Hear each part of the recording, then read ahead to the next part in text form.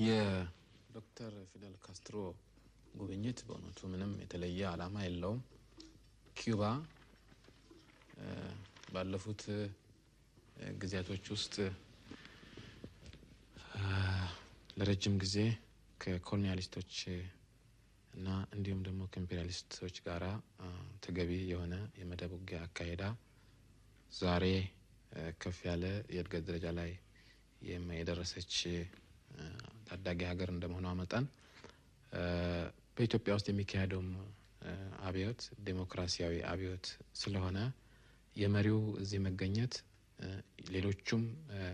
ሶሻሊስት ሀገሮችና ተራማጅ ዲሞክራሲያዊ ሀገሮች ሁሉ እንዳላቸው አመለካከት ያላቸውን ሲምፓቲ ወይም ደግሞ ድጋፍ ለመግለጽ ስለሆነ በእውነቱ የኢትዮጵያን አብዮተኞች የበለጠ የሚያነቃና የሚያበረታታ ለመሆኑ ጥርጥር የለውም። እንዲሁም የአፍሪካውያኖችን